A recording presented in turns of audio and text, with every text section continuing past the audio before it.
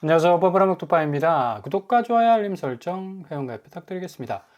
오늘 이재명 대통령이 집값은 공급으로 잡겠다라는 천명을 했습니다. 신년 기자회견을 통해서 세금은 만약에 집값 자체가 예상 밖으로 너무 상승 궤적을 가지게 된다면 마지막 카드로 쓰겠다라는 얘기를 했는데요. 일단 주택은 공공재라는 성격을 분명히 했고요. 투기 수요는 확실하게 규제를 하겠다. 대신 실수요자들이 피해당하지 않도록 보호 차원에서 많은 사람들이 허들이 좀 낮은 이 분양가로 좀 진입할 수 있는 많은 이들이 혜택을 볼 수 있는 공급 쪽으로 보다 더 신경을 쓰겠다라는 워딩을 던졌습니다. 자, 이렇게 되면 용산, 태릉, 그리고 노후총사까지 언급이 되고 있는데, 이전에는 주로 수도권 외곽에 공급이 집중이 됐었죠. 이렇게 되면 결국 가서는 수요가 입지적인 문제, 인프라 문제 때문에 여기 도저히 갈 수가 없습니다.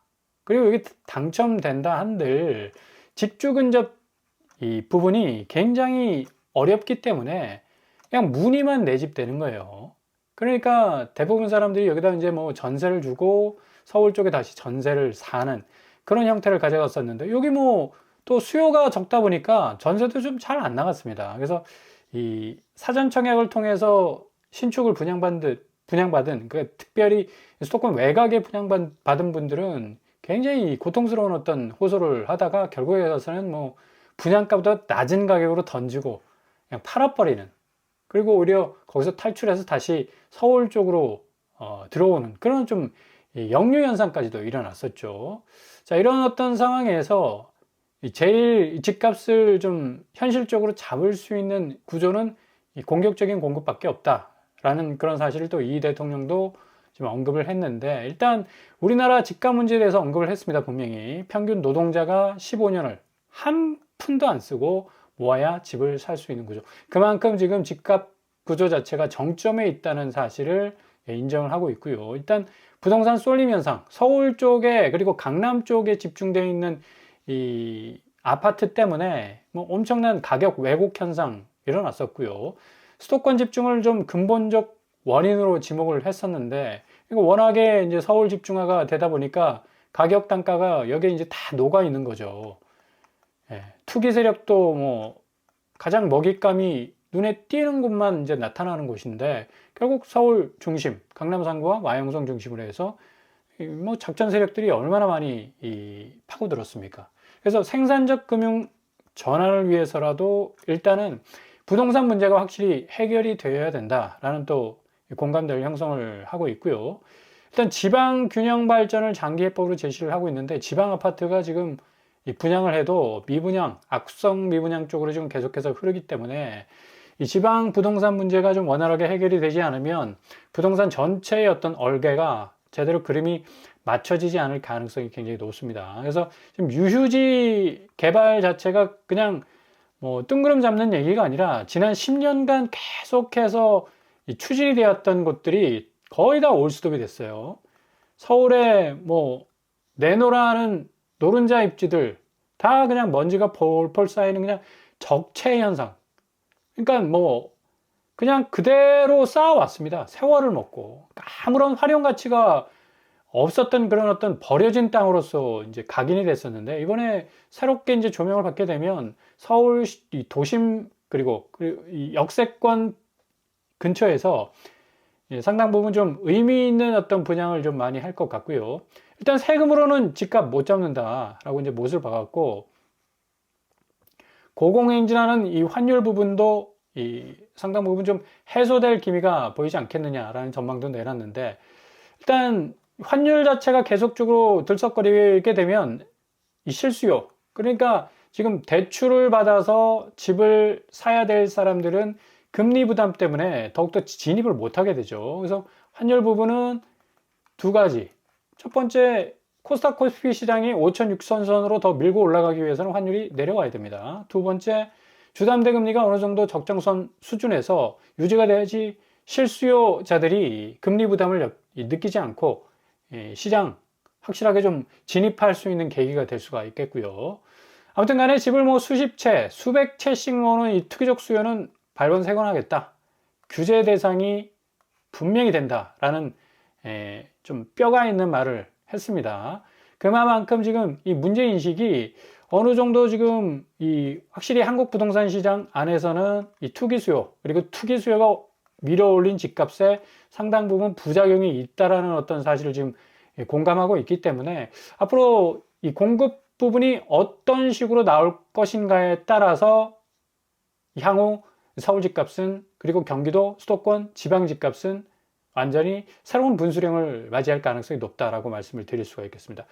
특별히 한 가지 중요한 사실은 세제 부분에 있어서 뭐 과도한 어떤 세금을 물려서 집값을 잡지 않겠다라는 말은 했지만, 장기 보유 특별공제 관련해서 주식은 생산적 가치 금융이지만 투기형 부동산을 또 뭐 오래 보유했다고 세금을 깎아주는 건 좀 이상하다. 그래서 다주택자 보유자에 대한 혜택 조정 가능성을 좀 간접적으로 시사를 한 겁니다. 이렇게 되면 지금 양도소득세 부분에 있어서 3주택자는 일단 5월 26일부터 양도세 중과를 때려맞게 되면 장기보유 특별공제 배제가 됩니다. 그죠? 3주택자는 굉장히 지금 집 전체의 어떤 매물 자체를 좀 홀드하고 있는 또 주체가 되기 때문에 상당히 지금 부담감을 느끼고 집을 내놓을 가능성도 많다는 얘기죠. 중과 전에는 뭐 5억 6천 하던 장기보유 특별공제 6% 반영해서 세제 혜택을 받았는데 이제 안 될 가능성 굉장히 높았습니다. 이 언급은 아마도 장기보유 특별공제 3주택자에 한해서 배제시키겠다라는 또 뉘앙스로도 좀 생각을 해볼 수가 있겠고요. 그렇게 되면 좀 상당히 이 많은 집을 보유하고 있는 사람들의 이 스탠스가 바뀔 수 있다. 그러니까 똘똘한 채로 가기 위해서는 나머지 집을 처분할 가능성이 높기 때문에 무주택자 입장에서는 1월부터 4월까지 출회되는 그 매물량들을 좀 집중적으로 지켜볼 필요가 있다는 얘기죠. 무엇보다도 이제 국토부가 역세권, 도심블록형, 그리고 유휴부지에다가 공급 대상지를 지금 정하고 있는데, 주택 110만 가구 공급, 그리고 역세권, 도심, 블록형 고밀개발, 뭐 유휴부지, 노후청사 활용 등을 병행하고 있다고 하는데, 이게 이제 실질적으로 얼만큼 나와주느냐가 문제죠. 특별히 이제 과천 같은 경우는 정부 청사 일대가 굉장히 입지가 좋지 않습니까? 4대지, 5대지, 6대지. 그냥 아파트 기초공사하고 지으면 됩니다. 여기 밀어낼 건물도 없어요. 그래서 뭐 가장 빠르게 진행이 될 수 있었는데 이게 좀 무산이 됐지 않았습니까? 그죠? 요걸 이제 아마 부활시킬 가능성도 높고, 요렇게 지금 아주 참하게 조성이 되어 있습니다. 그리고 과천 청사는 일단 서초구하고 가깝지 않습니까? 강남 접근성도 굉장히 좋기 때문에 여기 한 10,000가구 정도 나오게 되면 상당히 주변 집값, 그리고 강남 집값도 어느 정도 좀 누그러질 가능성이 크다.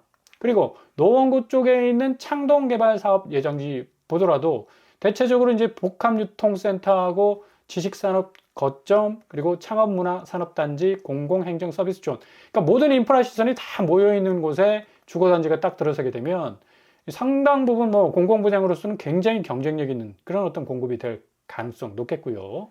그리고 테넥시도 지금 뭐 굉장히 노원구 쪽에서 추진이 됐었는데 이것도 중단이 됐었습니다. 그래서 이번에 다시 부활을 하게 되면 테넥시도 그냥 아파트 세우기만 하면 됩니다.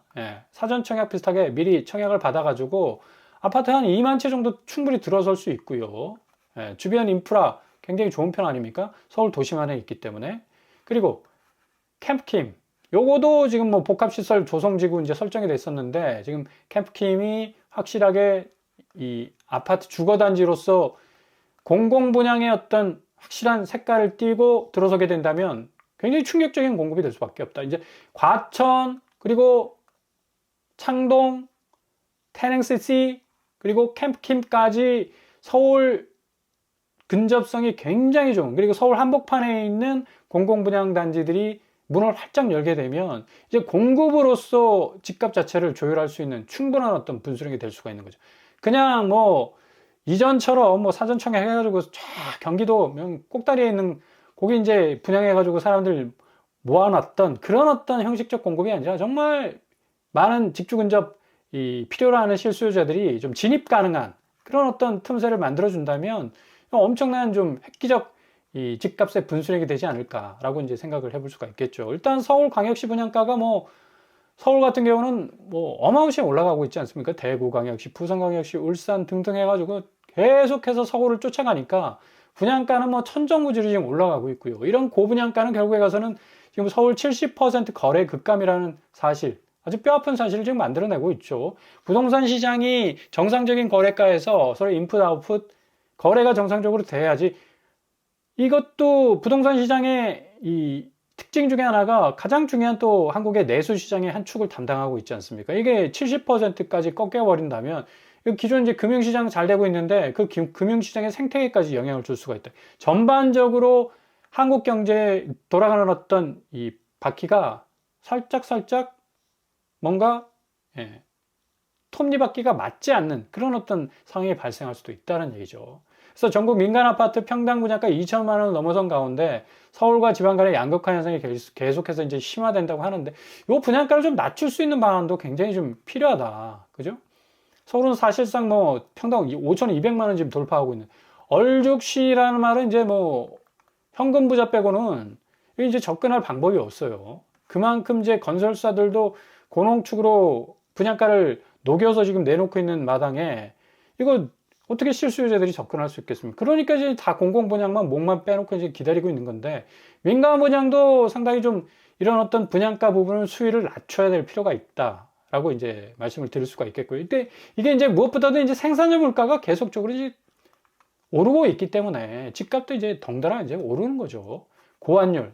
그러니까 환율은 모든 것을 지금 지배하고 있는 그런 어떤 경제 원리 중에 가장 큰 축이 될 수가 있습니다.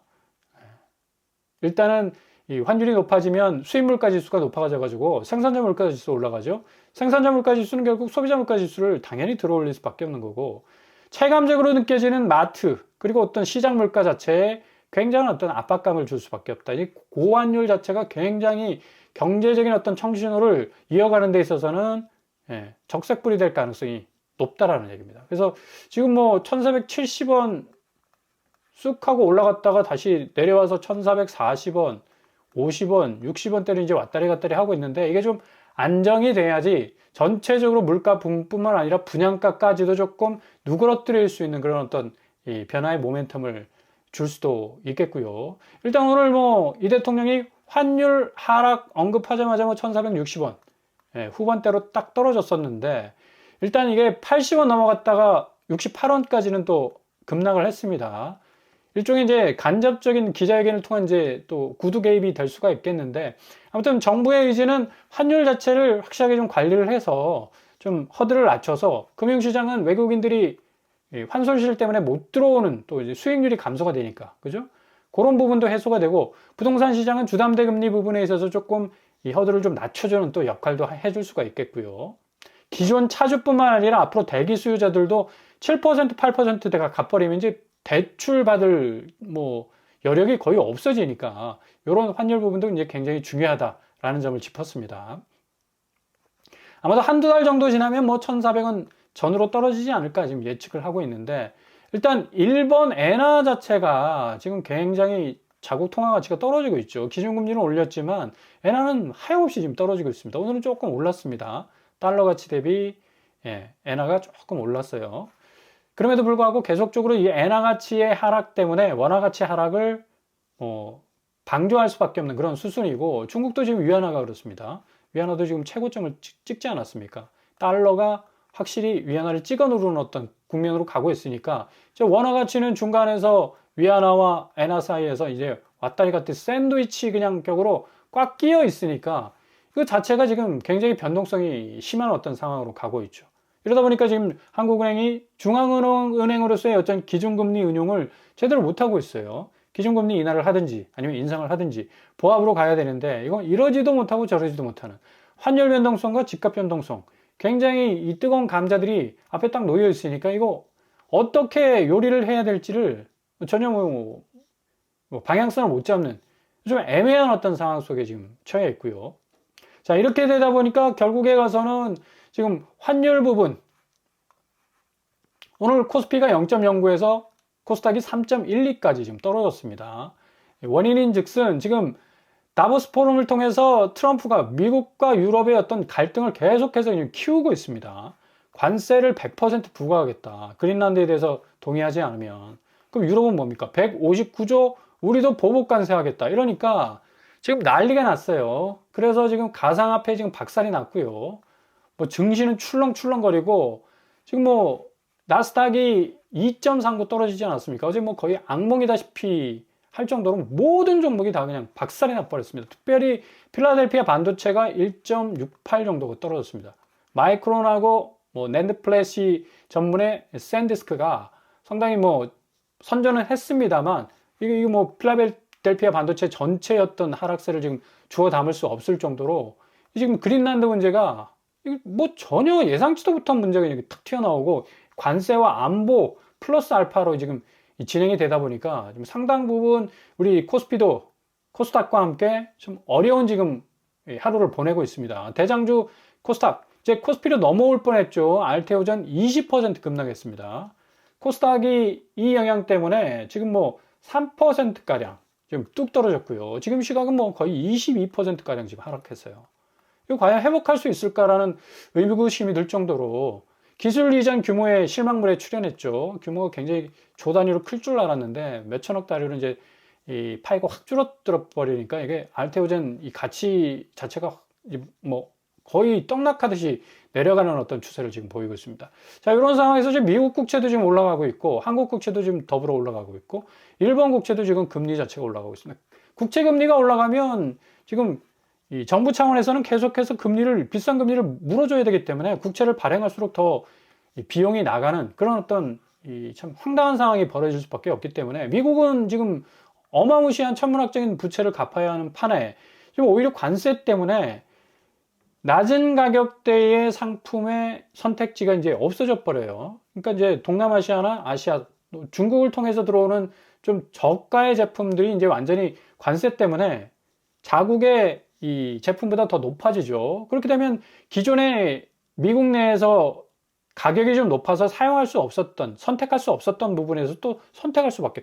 그러니까 모든 관세의 부담은 국민들이 가격 형태로 전가되는 그런 아주 좀 역류 현상이 일어나고 있는데, 아무튼 간에 굉장히 이 국채금리 부분은 앞으로 주담대 금리를 굉장히 밀어 올릴 가능성 높다. 이게 미국만의 얘기가 아니죠. 우리 한국의 지금 아파트 시장, 특별히 부동산 시장에 있어서 국채금리는 환율과 더불어서 굉장한 영향력을 지금 행사를 하고 있습니다. 이제 3% 금리 사라졌다고 하지 않습니까? 국채금리 이렇게 올라가니까 당연히 사라지죠. 주담대 금리 6.5%. 당연히 국채금리 올라가니까 이게 코픽스를 자꾸 자극을 하니까 코픽스 금리가 결국 변동금리의 기준이 되는 금리거든요. 6.5% 근접했다. 이제 7%까지 기사를 쓰고 있는데 8%, 9%, 9% 가면 그냥 거의 박살이 날 텐데 주담대 페널티까지 지금 고액 주담대를 받는 사람들 한해서 이런 또 이제 구상도 하고 있고 실질적으로 3억을 내가 대출을 받는다 칩시다. 그것도 10년 상환해서 7% 내가 받는다고 하면 지금 매달 350만 원 나갑니다. 현금이. 내가 3억 빌렸는데 이자만 1억 2천 정도 되네요. 1억 2천 정도 되네요. 진짜. 거의 한 3억의 절반 정도를 내가 이자로 낸다고 생각을 하시면 돼요. 그 정도로 지금 금리 상황이 굉장히 심각하다. 3억 내가 이제 빌렸으면 결국에 가서는 매달 350만 원. 와, 현금이 350만 원 나오면 정말 눈 튀어나오죠. 게다가 이제 다 갚을 쯤에 계산기 두드려 보면 이자만 1억 5천 가까이 내는 겁니다. 어마무시하지 않습니까? 그래서 함부로 지금 이 고금리 시대에 대출 냈다가는 큰 코 다칩니다.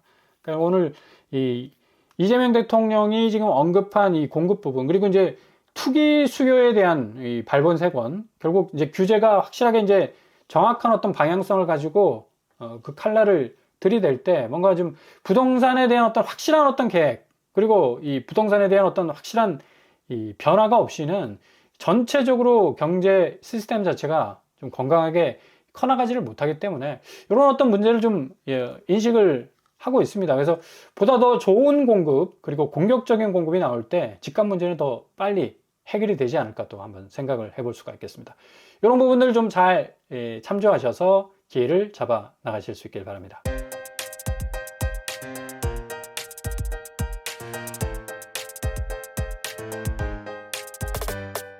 오늘의 부동산 캐리어처 오늘 발표한 이 대통령의 이 의지 현실화 될 수 있기를 좀 바라보고요.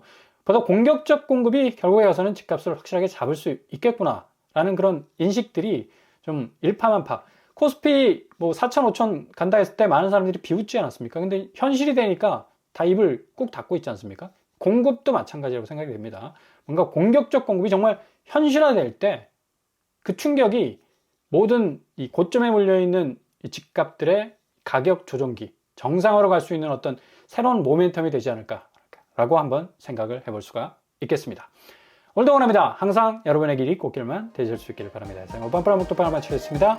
구독과 좋아요 부탁드립니다. 감사합니다.